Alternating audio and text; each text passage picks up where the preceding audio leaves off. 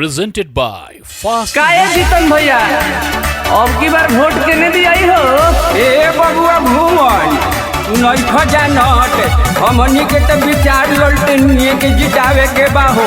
ओहो एकर मैंने सरोज भैया ना। हाँ ए बबुआ ये से की है एगो हमनी के गरीब गुरबा के नेता बाड़न बाकी ये सब तो खत्म बाड़न। अरे जिया 60 बोरिस शासन जब की कइले रहे उहे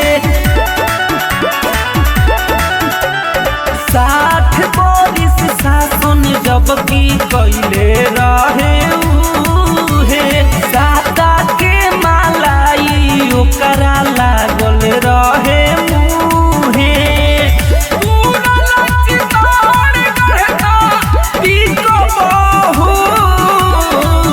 पूरा लचितार गढ़ता टीको बहु जनी घबराई हाय सरोज भैया फिर तू ही जीतबहु एहो जनी घबराई हाय तेजस्वी भैया अब की तू ही जीतबहु। लालू यादव जिंदाबाद जिंदाबाद जिंदाबाद तेजस्वी यादव जिंदाबाद जिंदाबाद जिंदाबाद सरोज यादव जिंदाबाद जिंदाबाद जिंदाबाद।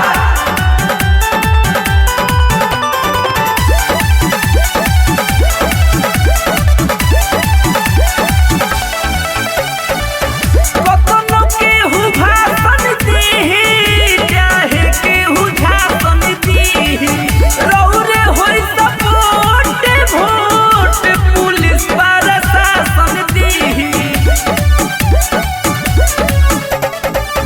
कतनो केहू भाषण देहि चाहे केहू झापन देहि रौरे होई सपोर्ट वोट पुलिस प्रशासन देहि आंटा विकास केहू लीडबहु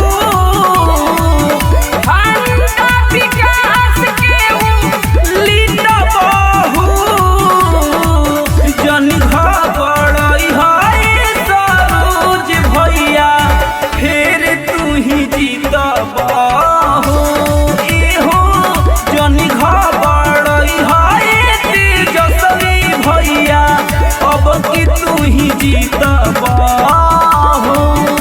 लल्टन छाप जिंदाबाद जिंदाबाद जिंदाबाद रबरी देवी जिंदाबाद जिंदाबाद जिंदाबाद।